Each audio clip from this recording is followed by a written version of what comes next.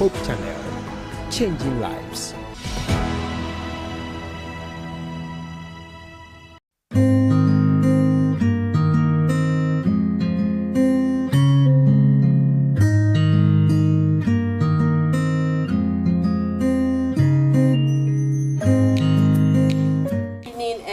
Welcome to the consulting room.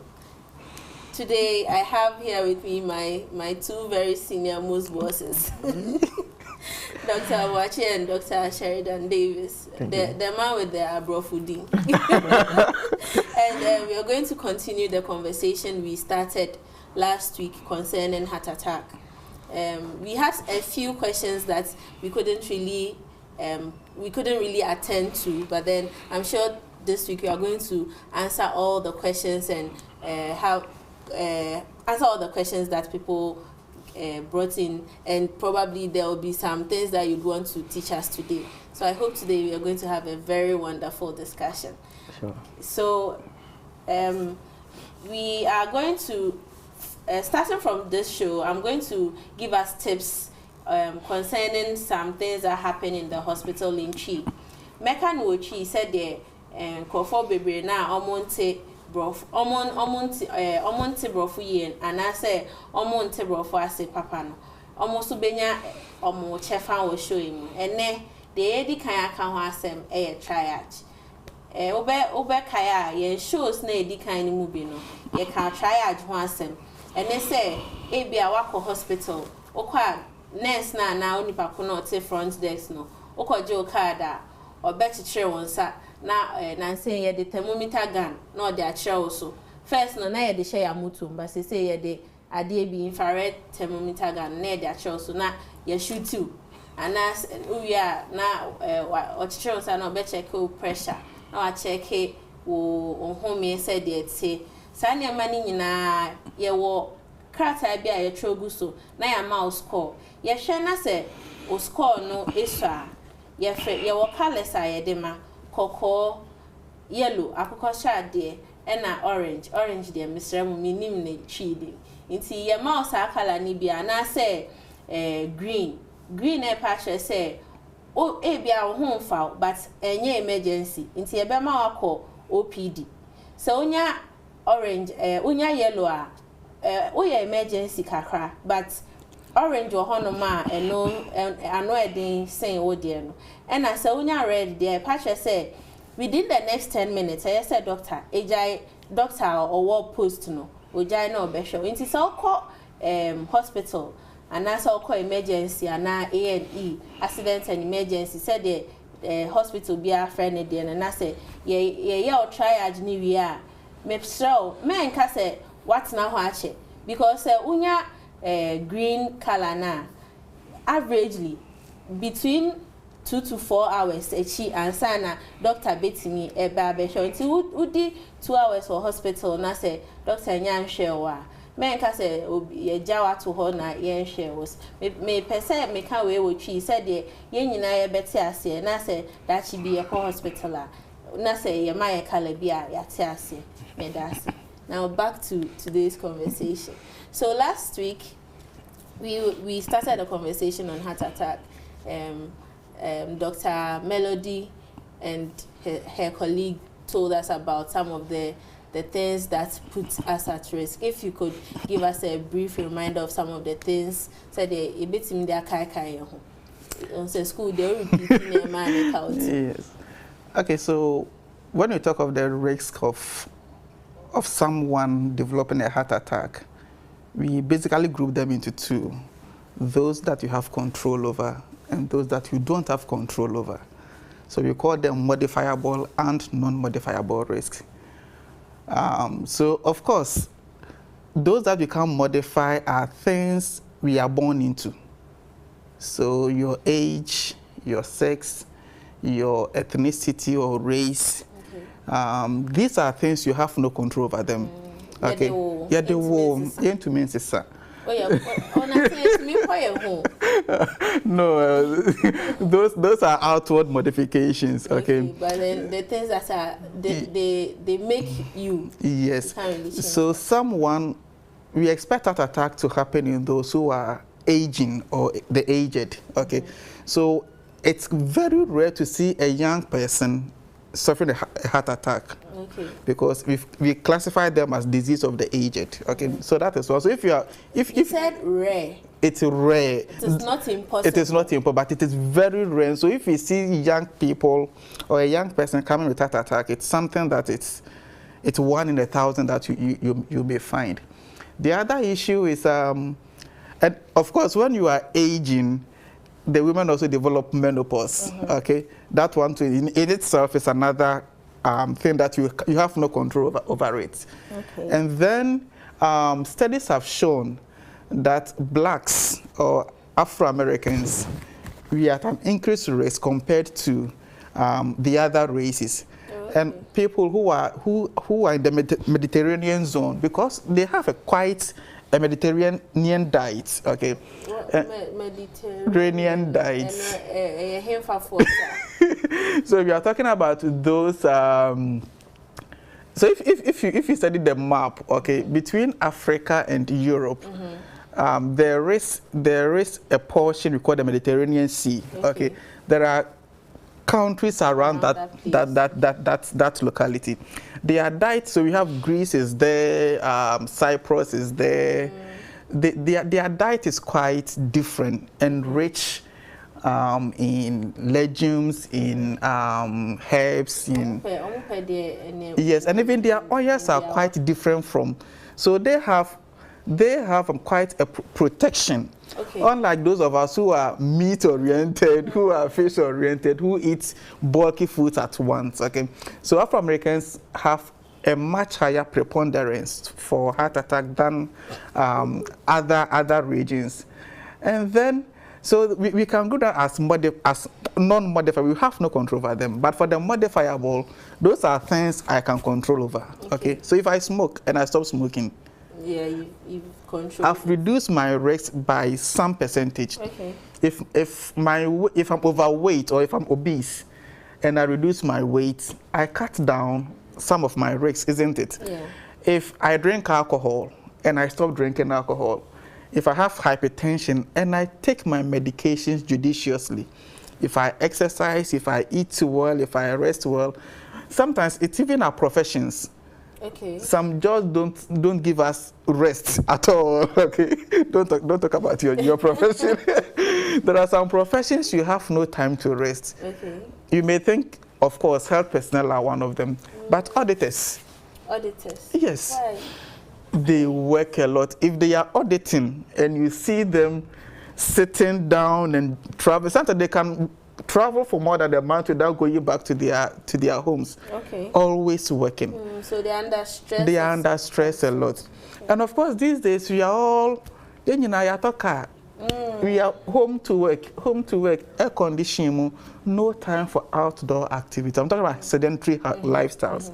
So if that is the thing that we do the most, and we reduce it, we have modified our risk factor. Okay, so these are some of the risks that we can have control over and reduce our chances or incidence of developing a heart attack. Okay.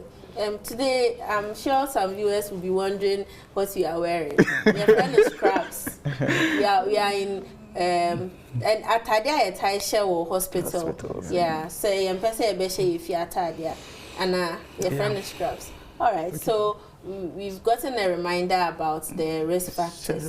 Yes. So, so I just want to add something to the risk factors. Okay. So, when you look at about the gender, male have increased risks of developing heart attack compared to female. Okay. Yeah, because research have shown that women have estrogen levels which tend to be as a protective factor against heart attack. Okay. But as you get to the menopause stage, the estrogen levels drop. Okay. So therefore, women at the menopause age tend to have similar or same risk as compared to men. Okay. So at that stage? At that stage, yes, both of them have the same. And females, the incidence is the same. Similar. Oh, okay, that's good to know. So at least as we are aging, we can decide to modify our lifestyle and modify the things that put us at risk, I guess. Yes, and two critical and common risk factors are hypertension and diabetes. Which is on the rise. It's on the rise. So it's also almost everybody, every elderly person I know now has some form of hypertension or diabetes. Yeah, so once you have those two, it increases your risk of developing a heart attack. Okay, all right, then that's good to note. We learned that most people present with chest pain when they come to the hospital with a heart attack. But the last week, yes, we got to know that not every chest pain is heart attack. What are the other things that cause chest pain that might not be a heart attack? Okay, so chest pain is a cardinal symptom when it comes to heart attack. However, not every chest pain cardinal symptom. One of the main things that we look out for when we are diagnosing heart attack. However, not every chest pain equals a heart attack. Okay, you finish answering this one, then I'll answer the question in another form. Yes, not every chest pain equals a heart attack, in that there can be various and numerous causes. Okay. But once someone comes with a chest pain, we want to rule out the life-threatening causes of the chest pain. For example, the first one is what we mentioned in the heart attack.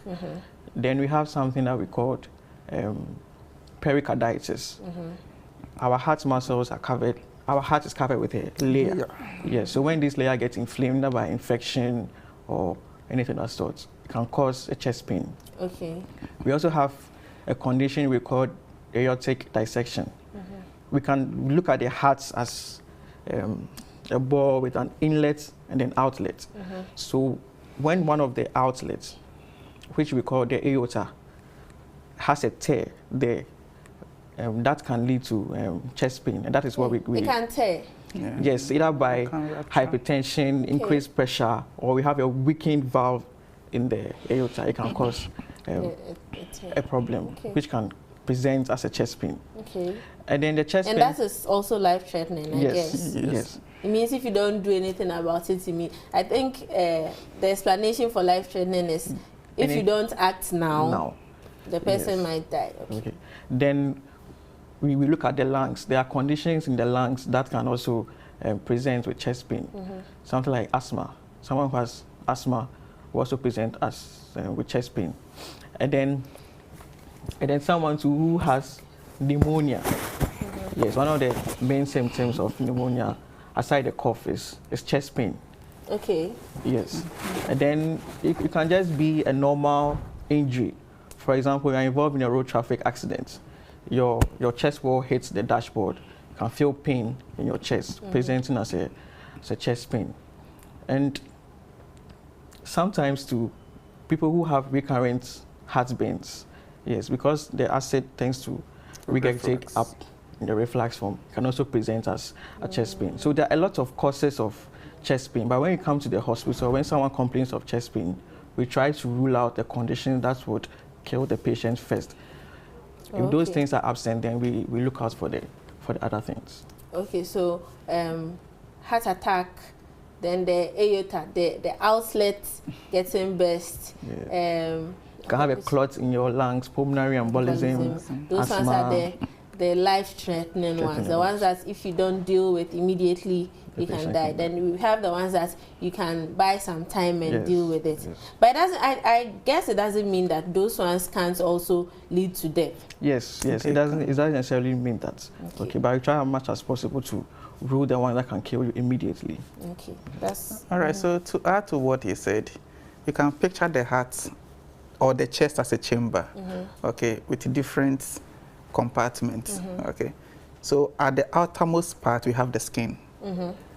From the skin. So if a knife cuts you, won't you have chest pain? Or if something stabs you, you have chest pain, right? From there you go to the bones. Our chest is covered by the ribs. So if there's an inflammation called costochondritis, you can also develop chest pain. I thought the bone was a bone. They say a bone. How can the bone inflame? So there are conditions that can cause these inflammations in different parts of our bodies. Okay. And then if he talks about the lungs, but the lung has a very nice curve. We call it pleura. Okay. There are some times that air may get trapped It can be air, it can be blood.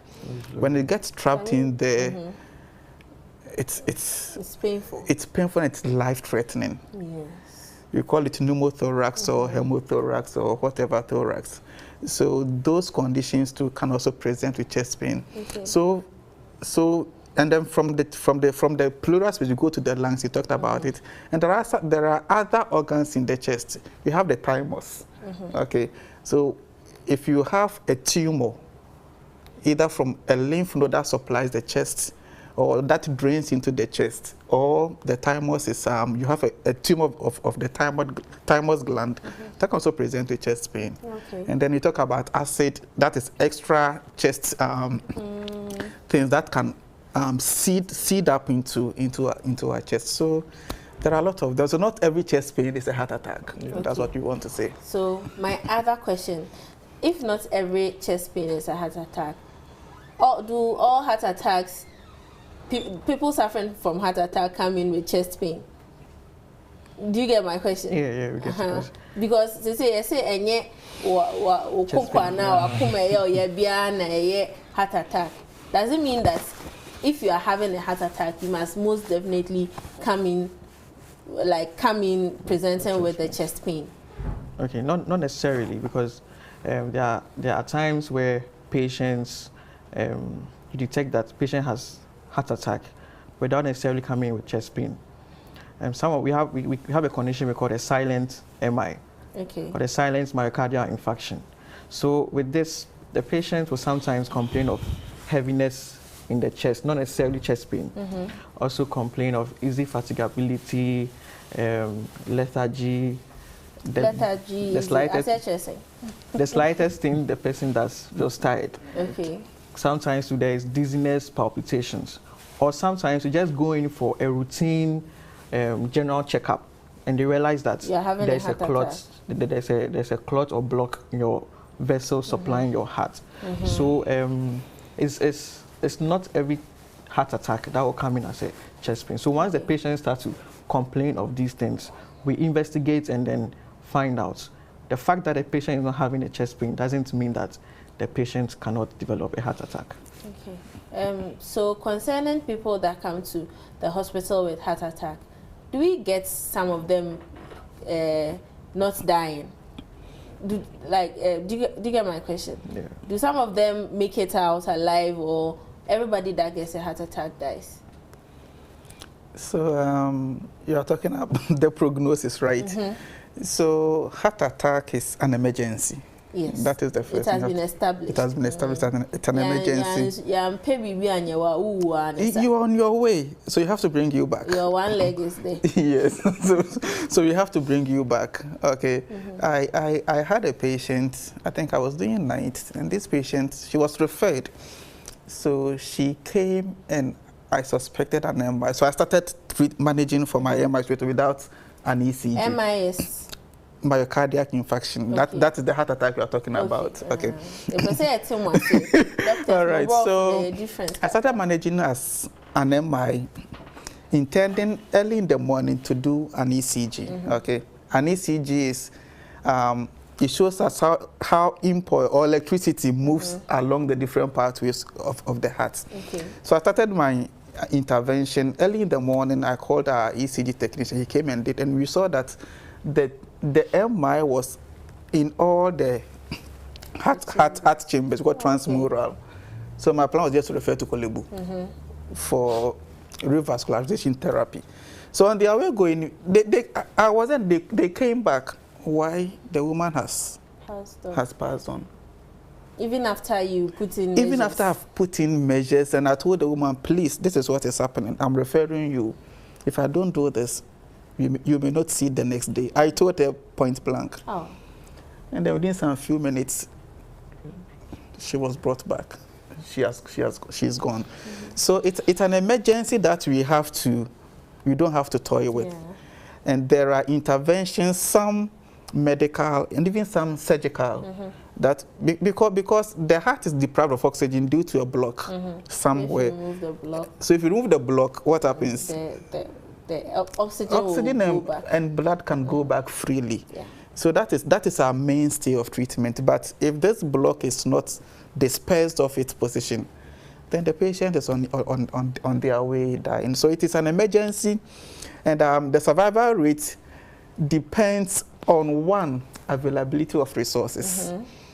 Okay, if you have so if you have all the resources there, if it's a tertiary facility, if you have the physician specialist, I mean the cardiology, if you have the cardiosurgeons, if you have your radiation intervention radiology, so all present, there's the chance of survival is high.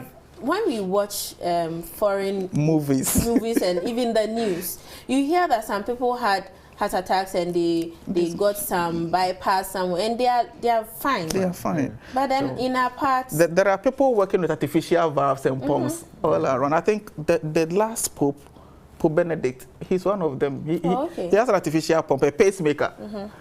So something the one that will cause the heart to beat. The heart to beat regularly.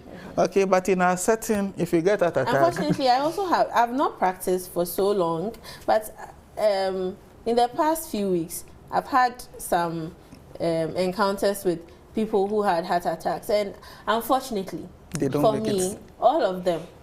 And it's sad because they sometimes walk in, they are able to tell you that I have chest pain, which is very painful. It's severe. Within a few hours, they are gone. Yeah. So, you see, as Doc rightly said, is the heart's muscles have been deprived of oxygen. So, if you are lucky, and then the block is not in a major vessel, or it's not in a major blood vessel supplying a chunk of the heart muscle, then your chance of survival is high. But if the block is involving a major vessel, that means that before you start experiencing the chest pain, about 80 to 90% of that part of the heart is gone. It's gone. So once it's gone, the heart is not able to pump the blood. Your brain is deprived of oxygen. The other parts of the body are also deprived. And then within a minute or two, the person is gone. Then this issue about heart attack is really a public health concern. Yes, it's really. But then we don't hear so much about it, unfortunately. Yeah, in a part of the world, once someone died, we say, oh, even if you request for post-mortem, yeah, you see. And it's very expensive to have the surgeries that is talking. So it's not everybody who can afford to have that immediate surgery. And I know that. But I think everybody can afford something to prevent them from getting it. So that's the preventative measures. But for the treatment, it's very expensive. And I learned that you have to make a deposit before you did the carrying on with the surgery. So well, if it's expensive, maybe the materials they use. So it's a public health concern that everybody needs to. Okay. So 84, Mate, heart attack is serious. Say hypertension, ne diabetes, ne cigarettes, last week we spoke about some of these things. You sit at one place for long, your diet is not good, you are putting yourself at risk, you don't exercise. The American Heart Society, I think they have a recommendation of how many minutes you should walk in a day so that you have good cardiac. I think it's about 30 minutes every day. 5 times a day. 5 times a week. 5 times a week. And it's not so 30 minutes and it is not leisurely walking. Yeah. Walking, throwing your hands around. This is walking that will make you sweat a bit. I mean, nowadays offices are developing ways to make their staff exercise. So some offices have gyms, they have showers. So once you get in, you exercise, you take a shower, and just to reduce your risk of developing these cardiac conditions. If some offices have been able to do some of these things, then I think other places that don't have it should also be able to do it. Yeah. Well. So we are having a conversation concerning heart attack, and today we are going to go into some of the things we can do immediately when we meet somebody that we suspect might be having a heart attack. We would go on a very short break, and when we come back, you see what we have in stock for us today.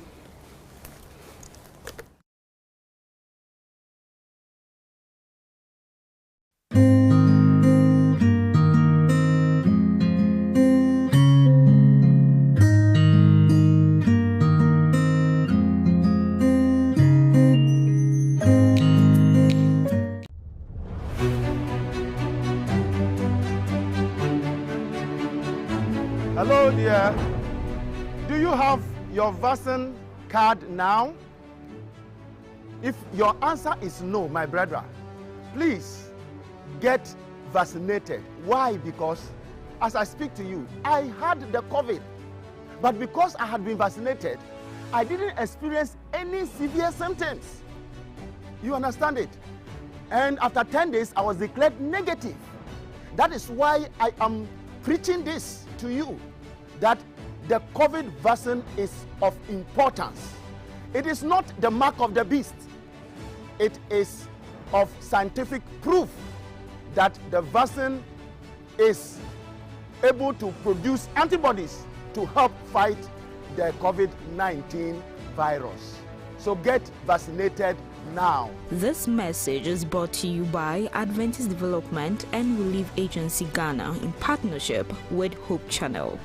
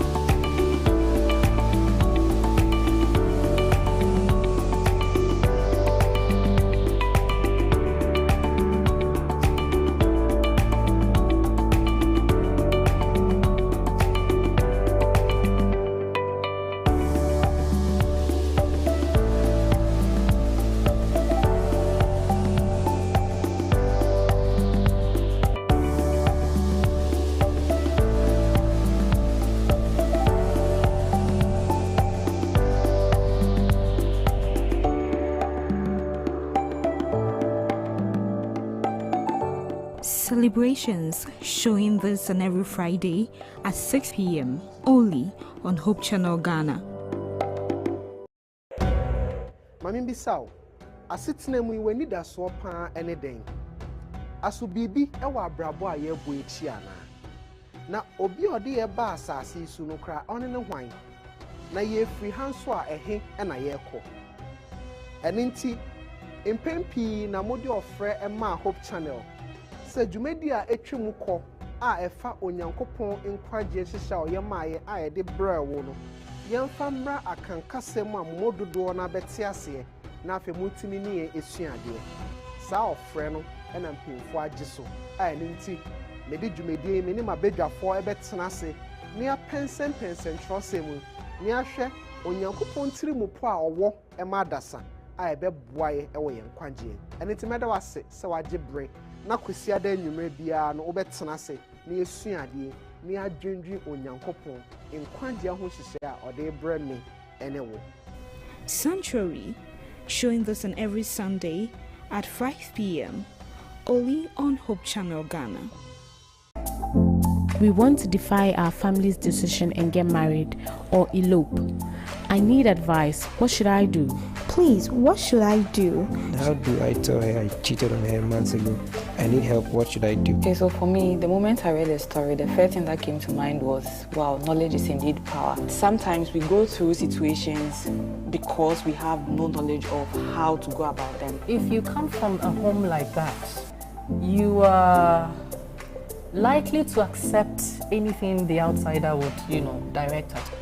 The fact that we had an interesting ceremony where a priest prayed and all of that doesn't mean that magically you have turned into something else. If he finds his way to God, a Bible-believing church, and he goes and he wants to change, nothing is impossible. Is he giving his properties to charity and stuff? Oh no, why? Okay, I think this is another discussion that we will not end today, so we will not even go into charity. Real Talk, showing this and every Wednesday at 8 p.m.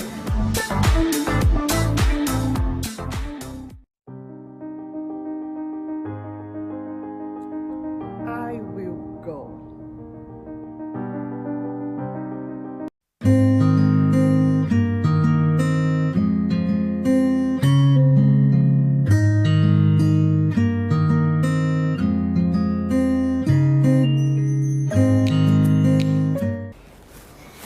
You're welcome back to the consulting room. Today, at the beginning of the program, we spoke about triage in Chi. I'd want to repeat it in English. So if you visit any health facility and you visit the emergency department, the accident and emergency, the ER, where they receive emergencies, you'd be asked, depending on the facility, to either retrieve your folder or have your hospital identification number with you for access to your folder, whether by paper or electronically. So after that, your vitals will be taken. Vitals, I mean your BP, your blood pressure, your temperature, your respiratory rate, the oxygen saturation you have, and a couple of things. It will be written down, and you'll be given a score and probably a number. The score you are given, it shows how emergent or how emergency your situation is. So if you are given a red color or you are given a low score, it means that you have to be attended to immediately. If you're given an orange color, you have to be attended to within the next 15 to 30 minutes. If you are given a yellow color, you have to be attended to within the next hour. If you are given a green color, it means you have to be attended to on the OPD basis, that is the outpatient department basis. For people that have to go to the OPD, you might have to wait for sometimes as long as 4 hours.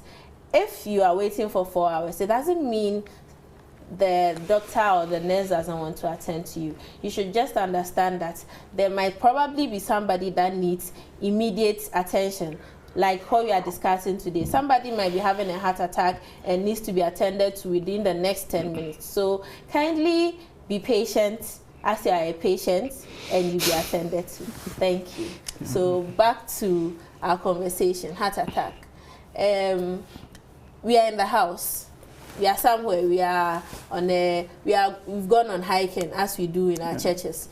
We are playing a football match and somebody slumps and is unconscious, and we think the heart has attacked. The person is having a heart attack. What can we, the lay people, especially if you don't have medical practitioners around, what can we do to help such people? Okay, so in such circumstance, we need to start what we call CPR immediately. Okay. So CPR means cardiopulmonary resuscitation. Okay. So in a person who has suddenly collapsed and is not breathing, the heart has stopped working. It means that blood flow to the brain is impaired or is reduced. And once blood is not getting to the brain, it is deprived of oxygen. Okay. The cells begin to die. So as much and as early as possible, we need to temporarily restore that flow. Okay. whilst we buy time for the medical team to arrive. Okay. So within that time, we need to do the CPR just to save the person's life. Okay, that's very. It can save someone's life. Yes, CPR is for those of us who are football addicts. At the just ended Euros, we witnessed one. Yes. Oh, okay. When Christian Eriksen, a Danish player, had a heart attack on the field. Okay. They started with CPR before the medical team. The medical team came in, and he made it. Oh, that's nice. And this week I read he signed for a new club. He's going to play football again. Well, I'm sure those who are around him were not the doctors or but they were. I think they were trained to identify what a heart attack is and what to do when a person has a heart attack. Even some people that are health inclined don't know how to do this thing. That is why we are having this show, to teach everybody that doing CPR is not limited to only health professionals. Okay. Everybody should be able to know how to do CPR. For example, it could be a health professional that just collapsed at a church building or anywhere. The distance from the hospital and the church will be very, very long. At that time, we need a CPR to resuscitate the person before we call in for the medical assistance. Okay, before we go on, I would like to put the number that you can reach us on. We can have a call-in session today. So if you have any question or any contribution or any suggestion, kindly send them to us on WhatsApp or call us on 055 968 006. 055 968 006. And we'll be willing to listen to you and give you advice concerning whatever questions you have. Now, you've given us what CPR is about. How is it done? If you can describe it briefly to us, and we'll see. All right. So, in initiating CPR, you don't go and start pumping the chest. Exactly. You have to survey the environment the person is in. Okay. So, if the place is rough, if the place is foamy, it is not a good environment. You have to put the person on the flat and the hard surface. Okay, so that is the first thing. If the person is in a tight clothing, you have to cut it open and expose the chest.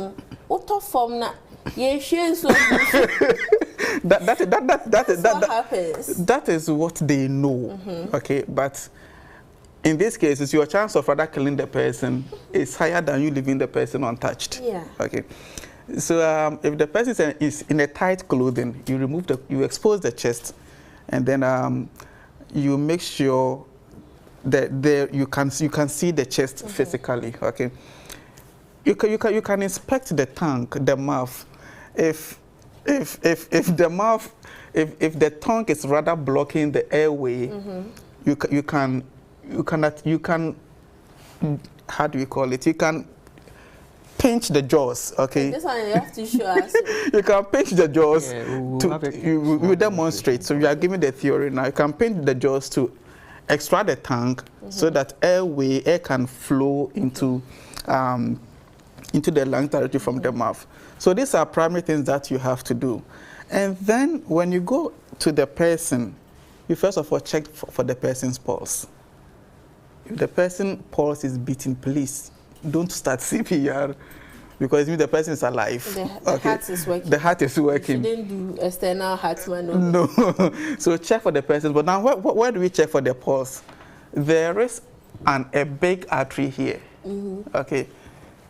Just put your hand here and you feel it beating. For those who are watching, I think they can even check now. Just put your two fingers here, press it deeply, and you can feel that it's pulsating, it's beating at a regular interval, and it's quite loud. I can feel my own. So if you put your fingers there and you don't feel it, if you feel it, it means the heart is working. If you put it then it's not working, it's not beating, then you have to start CPR. But before you start, if you are the only person around, make sure you call for help. In this case, the help could be an ambulance. You call the ambulance control room.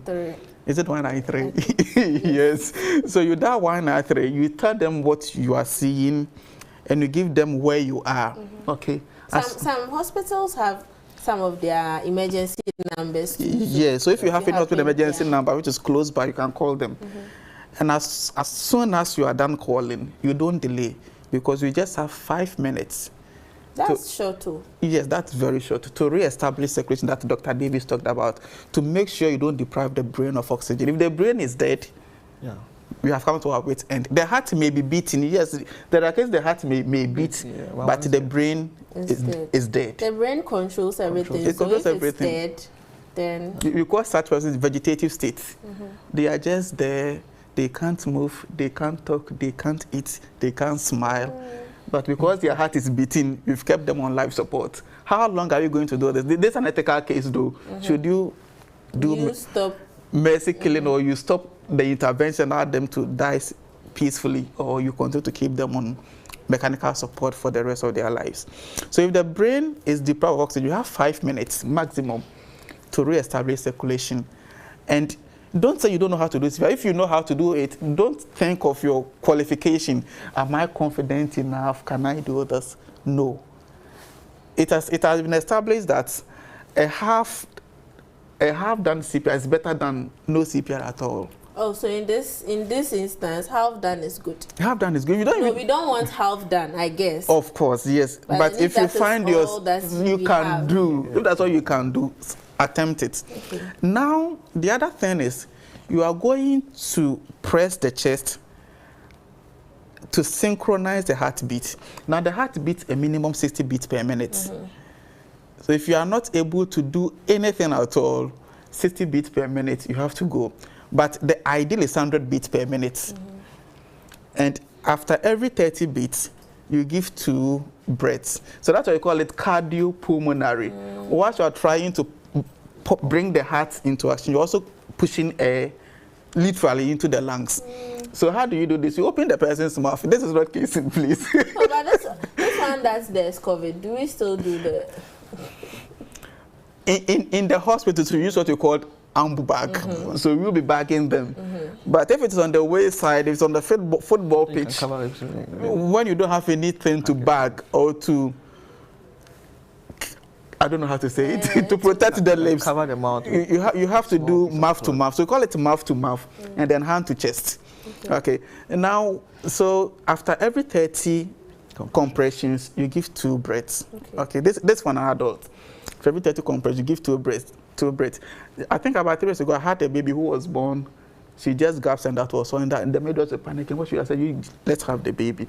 They were now going to search on ambu bag. I just kept back, pressing the chest, just like that, and the baby started breathing well. Okay.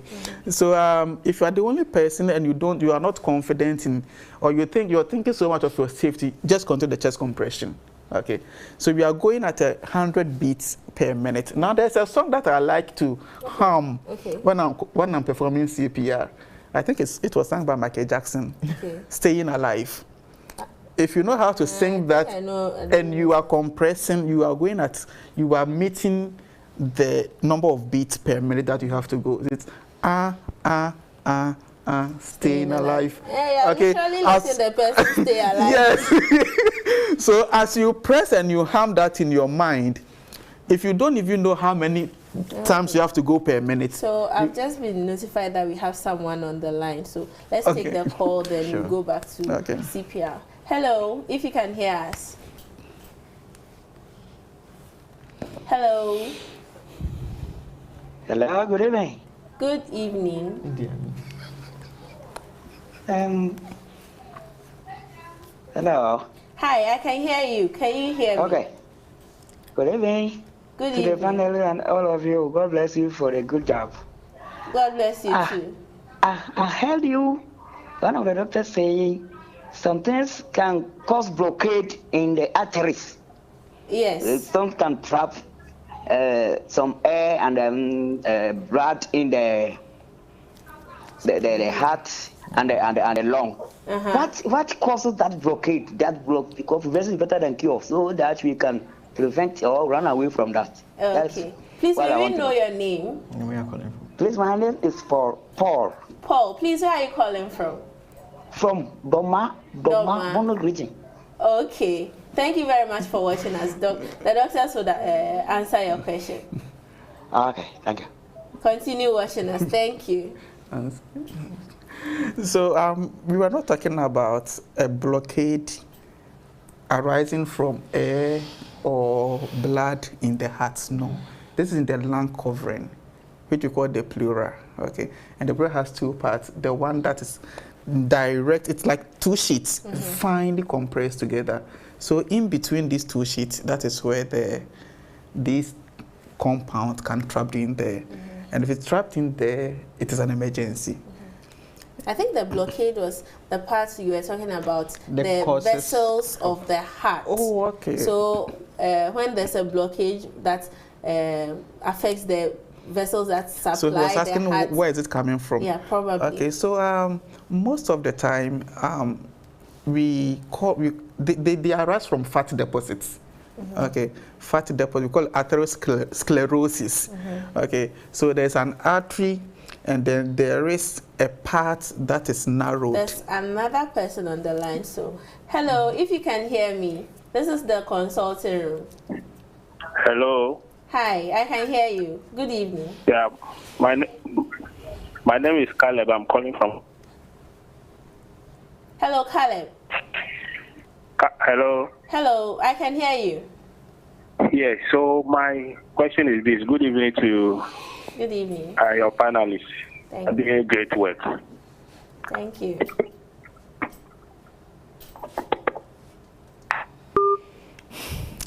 It looks like we've lost him, so let's continue. So I think what Doc was saying with the blood, we're talking about the different causes of chest pain that you can be involved in an accident where you have blood filling your lungs, and that can present as a chest pain. However, with the blockade of the heart vessels, fat deposits can go ahead and block it. And once it blocks it, the terminal parts or the ending part where it is blocked, blood supply to the heart will be compromised, and that whole part becomes dead, unable to function. I hope Mr. Paul has gotten an answer to this question. So if you can give us a very quick demonstration about this CPR, we'll be very glad. All right, so I think I have a demonstration. Yes, so I volunteer. Well.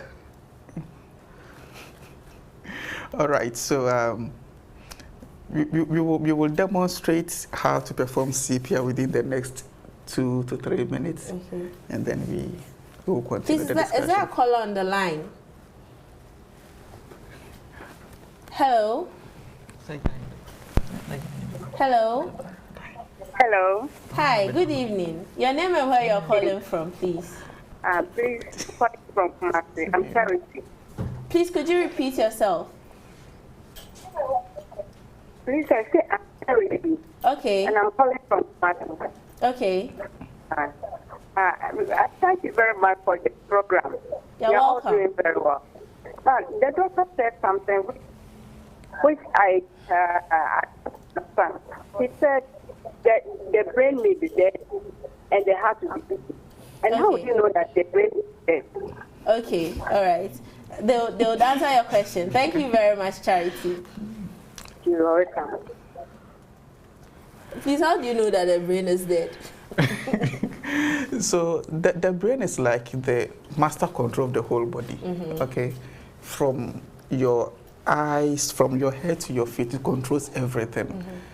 So when, let's use people who have stroke, okay? In this is just a part of the brain which is not functioning. But you see the effects on different parts of the body. Maybe they may not be able to speak. Yeah. They may not be able to use one arm. They may not be able to use one leg. They may not be able to smile. Yeah, some can't even smile. How some stroke. Yes, some can't write. Yes. Some can't hold their bowels and their urine and all that. So that is what we see. But for a complete brain death, in this case, everything is off. So there's no eye movement. There's no spontaneous breathing. We have another caller. Yes. So, good evening. Good evening. Your name and where you're calling from, please. I'm called Elijah. I'm calling from Yendi, Northern Region. Okay. We are listening. I thank very much. I thank you people for the program. You're welcome. And then the question I have is, I don't know whether would there be a situation whereby your heart will be beating more than the normal or not? Okay. Because there was this, sometimes I was sick and then I realized that it's like my heart beating changed from the way it was. Normally beats. Yes. Okay, all right. So that is why I'm calling for your assistance. Yeah, you're welcome. Okay. Please, can your heart beat normally than it's supposed to? Yeah, in the case of heart attack, palpitation could be one of the signs indicators for that. So once the person has palpitations, we do what we call ECG just to find out. And sometimes we go as far as doing echo, where we scan your heart just to make sure that structurally your heart is fine. Okay. But palpitations can also mean something else. Maybe you are scared, or the pathological and non-pathological, I guess. Yes. So your heart can beat more than it normally beats. I think that's the question. But then if there's a problem or it's becoming an inconvenience, you do what? You go and see the doctor. Yes, right? that's what I'm saying, that when you come, we do the ECG, we do echo, we do investigations, so just you check to make sure. see if the heart is normal. Yes, we check to see if the heart is normal. So if he's experiencing that, I advise that he visit the hospital for further tests to be done on him. Okay. So I think we didn't finish answering Madam Charity's question. Yes. Yeah. So how do you identify that someone has brain death? So like I was trying to use the example of stroke to explain. In stroke patients, part of the body is no more working because a part of the brain that controls these activities has been switched off. Yes. Okay. So that is the simplest that we can see. But for a complete shutting down of the body, leaving only the heart to work, it means the brain is totally deprived of oxygen and all the cells are no more working. So there won't be any eye opening. There won't be any speech. They can't talk, they can't write, they can't walk, they can't move their body part, they can't move their fingers, they can't flick their eyelids, they can't smell, they can't taste. They are just there. It's quite rare, but for those of us who read Western news, we hear them all the time. I think the longest person who had such a condition was lasted more than 20 years. Yes. I think he was a footballer who was married to a French lady in France, and I think he died. Did he die last year or so? Last year. He passed on. He passed on last year. He had brain death for more than 20 years, and he was just put on machines. Yeah. So then and even Michael Schumacher. Okay. Michael Schumacher, the global Formula One. He also had some frost issues, and then I think so. We've not heard of him again ever since he had this condition. But that is what is happening. Yeah. So for the brain, just a matter of time when the heart will stop and beating, because the signals that the heart is receiving from the brain has been cut off.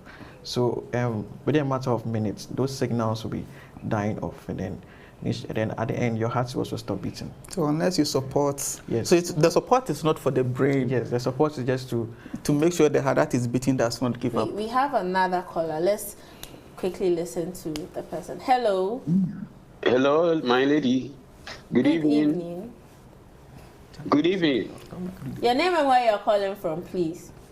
I am calling from Jabe. Okay. My question is, you are talking about some process you have to pass through when someone is suffering from breath. What do you do? Suffering from what? Touching the chest or pressing the chest. Okay, yes, we are going to try and demonstrate this as soon as it's feasible. Okay. That's the CPR that you are talking about. Okay. Thank you, madam. You're welcome. I'm listening. Thank you.